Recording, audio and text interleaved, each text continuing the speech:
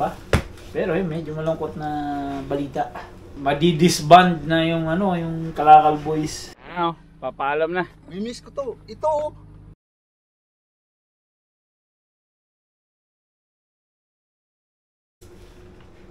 Hi guys.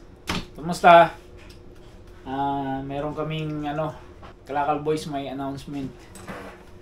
Medyo malungkot na malungkot ba? Pero medyo malungkot na balita. Mukhang na yung madidisband na yung yung Kalakal Boys. Madidisband mababawasan na kami ng isang membro. Siya ay si Dinsky, yun, to. Ako yun. Ako iuwi muna sa aking mahal na pamilya sa Edmonton. Uwi na, hindi ka na babalik. Uwi daw to siya pero hindi na babalik dito. Nadaya. Nga pala, nakakita na ako ng bagong trabaho employer eh. Nabigyan nga bagong kontrata? Oh, may bago akong kontrata. Nabigyan siya ng bagong Lamia. Lamia. Ngayon, magtatanong yung saan nyo ka nakakuha ng Lamia? Kaya lang, mahal ata yung bili mo ng Lamia. 5,000 ata eh. Huwag mo na sabihin na mo. Magkapira ka lang. Hey guys, baka mamaya maniwala sila. Hindi talaga nakahanap na siya ng bagong trabaho. Iiwanan na niya kami. Kaya mababawasan yung Kalakal Boys. Ganun talaga. 5 years contract daw doon. Kaya doon siya pumunta. Saan siya masaya, di doon siya. Suportahan ta ka. Kaya ito, nagkakalas kami ngayon ng mga upuan. Ito sa akin. Papadala ko na sa kanya. Kasi may dala siyang sasakyan. May uwi na sa Edmonton to. Makalibre. Pero yun yung yun yung reality dito sa trabaho namin. Sa mga ba tawag field dito? Job. Yung field job. Yung linya ng aming trabaho. As field job, ganito ang reality. Malapit na matapos yung project. Kaya kailangan gumawa ng desisyon. Ngayon, yun siya, nakapag-desisyon na kagad na mangibang bahay. Over the backwood. Kaya medyo malungkot. Nababawasan yung tropa. So kami naiiwan pa dito. Itong buwan na to, itong buong September. Then yun, pagkatapos nun, saka na mag-decide kung anong magiging future namin. Yun, kalas na. Dun sa mga nanonood sa amin, mga bago o mga nagsusubaybay sa Kalakal Boys, hindi po talaga kalakal lang yung hanap buhay namin ha. Meron akong nabasa na comment. Sabi, nangangalakal na lang naman pala kayo dyan. Umuwi na kayo dito sa Pilipinas. Uwi na, sabing ganon. Hindi po talaga. Hindi pangangalakal yung aming hanap buhay. Kailang namin binasagan na Kalakal Boys yung grupo namin. Kasi nagbibinta kami ng kalakal. Extra income yun. Iniipon namin yun dun sa work site. Yung mga recyclable na na bote, mga lata, yung mga ganun, mga soft drinks, mineral water na bottled mineral water yun, kaysa mapunta sa basurahan. Iniipon namin, tapos binibenta namin. So nagbibenta kami ng kalakal. Pero hindi po ibig sabihin ay yun yung aming hanap buhay.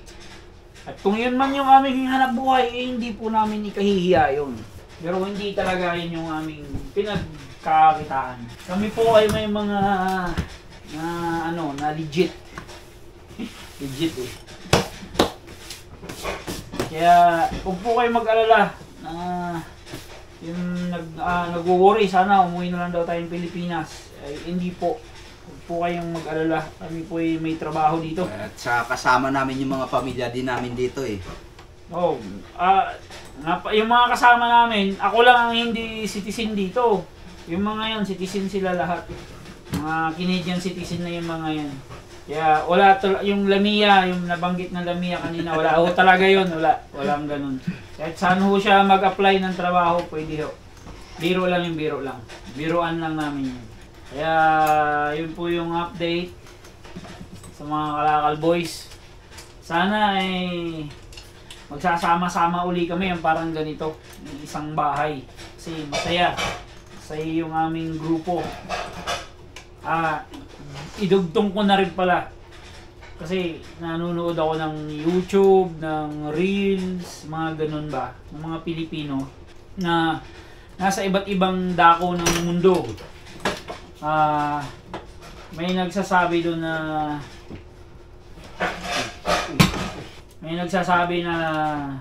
mas gusto daw nilang, mga kababayan natin, mas gusto nila yung makasama sa trabaho yung ibang lahi. Ibig sabihin hindi Pilipino. Ibang lahi, di ko alam kung anong mga lahi. Sa ibang lahi daw. Kaysa sa mga Pilipino, dahil yung mga Pilipino daw sisiraan. Yun, parang ganun. Naghahatakan ba? Siguro totoo yun. Kahit sa Pilipinas, diba, ganun naman talaga. Pero, para sa akin, kahit anong lahi, may mga ganun talagang tao. Ngayon kung ako papipiliin, mas gusto ko talaga Pilipino kasama. Iba pa rin talaga ang Pilipino. Pagdating sa trabaho, yung makikisama. Pero hindi ko inaalis na may mga Pilipinong nana. Mga yun, ayaw ko siyempre, ayaw natin nun. Diba? Pero hindi ibig sabihin na pag ibang lahi kahit na nana sa trabaho, bupol, buhaya o ano pa ang tawag doon, gusto mong kasama kasi hindi Pilipino. Parang okay lang. Hindi talaga. The best na kasama sa trabaho, Pilipino pa rin. Kaya kung may makakasama man ako na kumbaga makakapamili ako ng makakasama sa trabaho sa susunod na chapter, itong mga to pa rin gugustuhin mong kasama. Dito si Chip si Chip Rizaldi. Pero wag ho kayo mag-alala kasi pareho ho kami taga Edmonton lahat. Magkikita kami doon, baka mag-reunion kami. Pagka kami talagang magkakawatak-watak na. Chip, saan ba yung pwesto natin balang araw? Tim Hortons? Ito si ENW. Hindi si Chip nakikinig lang si Chip. Umaga sa ENW, magkakape ka doon, mag-amusal ka. Malayo pa yun. Hindi. Tagal pa Mabuti yun. yung pinaplano. 10 years pa. Mabuti na yung pinaplano. Ako, malapit na. Malabo yung ganung usapan. Hindi ako sasali muna dun sa usapan ninyong ganun. Hindi ka talaga sasali Golden nga, hindi ka pa nag-golden Hindi muna ako dun. Huwag muna yun. Yung golden ang sinasabi pala namin, pinag-usapan dito, yung nag-50 years old na ba? So, ayan yun guys, yung malungkot na announcement. Meron pa? It comes to an end na mababawasan na yung aming grupo. So, ito, i-load namin to dun sa truck ni Dinsky para maiuwi sa Edmonton. Sa ngayon guys, yun lang muna. Yun, kanina nga pala nung nagpaalam to sa trabaho, medyo nagkaroon ng tensyon. Medyo nagkaroon ng tensyon dun sa trabaho. Nung magsabi siya na last day na niya.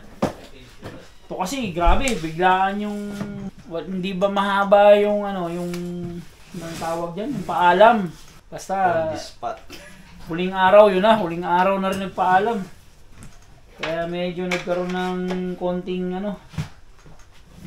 drama, tension, biglang nagpa-meeting. Pero ayan, okay naman na. Sabi nung aming bossing ganun talaga. O tanggap na. Guys, update na lang namin kayo uli kung ano yung magiging susunod pa ng mga hugas mo na akong baon na mangyayari dito sa Kalakal Boys, dito sa Burnaby. So, yun, malamang hindi na kami makakapagbinta ng mga kalakal kasi parang tumigil na rin kami sa pag-iipon. Yun nga, medyo alanganin na rin, busy sa trabaho, pag-uwi dito sa bahay, pagod na rin. Medyo gipit na sa oras. Kaya wala na munang yung kalakal na binta o mga episode sa ngayon. Or let's tingnan natin kung sa mga susunod na araw kung anong magiging ano pa. Update ko kayo hanggang sa matapos tong buwan na to. Okay, maraming salamat sa iyong panonood at sa mga nagsubaybay sa Kalakal Boys, mga nakapanood. Maraming salamat sa inyo, mga bagong subscribers. Maraming salamat. 2,000 plus solid na tayo. Kaya salamat, maraming salamat talaga. Paulit-ulit kong sasabihin sa inyo yun. So hanggang dito na lang muna, dun sa mga bago lang sa channel. Baka pwedeng pasubscribe naman at comment below, like, and share. Okay, bye-bye! Papaalam na. Mimiss ko to. Ito. Mauna muna akong ihiwalay sa grupo. Parang lasing lang ah. Palaging lasing naman eh. Palaging lasing. Daw anong maibibilin mo sa ating Kakalakal Boys member? Mabait si Dino. Wala. Yoko. Chef, ay liga dito. You take care, Dino. I love you. Why? What happened? Parang lasing din. Parang lasing. Nakatagay na umagang-maga. Anong masasabi natin? Sure ball na yan, pre. Wala, hindi na ano yan. Ilagay sa ilalim kasi kukuha siya sa salamin niya. Nandyan sa salamin. Mahaba. Hindi naman sila. Ito, pag ganun. Ayan guys, bukas to na. Di na bukas to. Ayan na guys, alis na si Dinsky. Punong-puno. Kumuha ka ng plastic bag doon. Punong-puno yung truck. Ayan. Ulan. Yun yung likod. Lipat bahay na, lipat bahay. May kasama pala siya si Sak. Yung aming kaibigan na tay. Kasama namin. No, i-arrange nyo na maayos sa ilalim. No, there's a loose or no. What? Because there's a block that one under. Sana umagang-umaga magno-nosebleed to. So ayan guys, aalis na sila. Yeah. Ano ngayon? September 8? September 8. So September 8 yung last day ni Dinsky dito sa Vancouver. So bye bye Vancouver na. Bye bye Burnaby na. So, ayan. Loaded. Some more. Dinsky, paalam ka na. Alis na rin kami. Ingat kayo sa trabaho mga tropa. Takoy Magpaalam ka sa mga viewers mo, wag sa amin. Kita-kita tayo sa sunod na episode. Sa ngayon, Kalakal Bulls tayo. Wala na akong masabi. Wana ko si. Bye-bye, ingat. Sagol. Ingat ha. Sakol. Okay. See you. Take care. Okay. See you. Chip. Ingat. Ingat sa biyahe ha. Huwag magmamadali. Be safe. Sagol. No rush ha. Only 120 maximum. Okay.